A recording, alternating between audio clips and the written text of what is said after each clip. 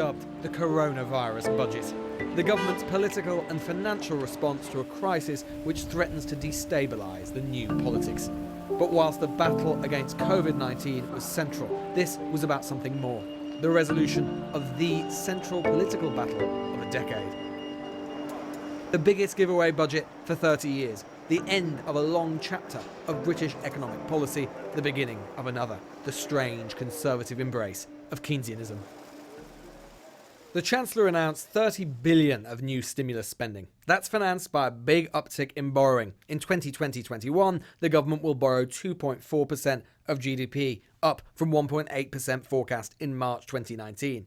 In 2022-23, the UK will borrow 2.5% of national income, up from 1.5%. That amounts to £125 billion of extra borrowing by 2024. That's roughly £1,865 for every man, woman and child in the UK. Bear in mind too, this is all based on OBR growth forecasts of 3% for the world economy, likely already to be massively out of date, so borrowing is likely to be higher still. Government's got two sort of separate giveaways in the budget today. One is for this year to try and deal with the coronavirus, and that's a substantial increase in spending, about 12 billion of giveaway. And then over the next 3 years, a big increase in investment spending, some other spending as well, largely financed by a pretty big increase in borrowing. Thank you.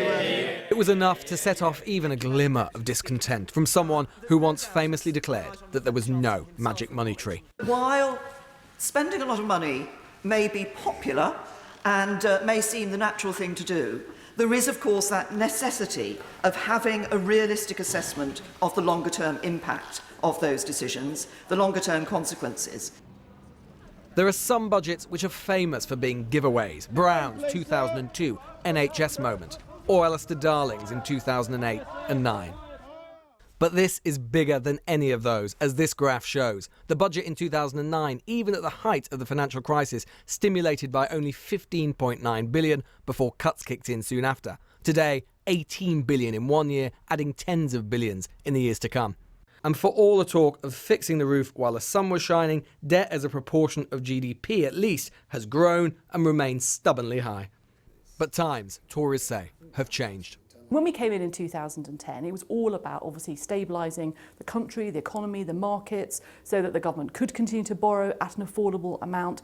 We did absolutely have to get public spending back under control. People, again, understood that because they know that in their own households they've got to get spending under control. But they also know that when there's a bit of extra, that actually they expect the Chancellor to spend it, and that's what he was doing today.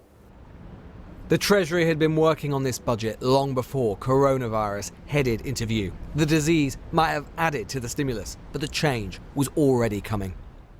The last 10 years have at heart been an argument about how much that place should spend and how much they should save. This budget was the budget where that argument was brought to an end, which shifted the Conservative centre of gravity on fiscal policy and shifted our politics along with it. The political and economic debates of the next decade will thus be fought on different lines from the last. Whether today's budget is a problem long-term essentially depends on whether much of what the Conservatives told us for much of that time was right or wrong.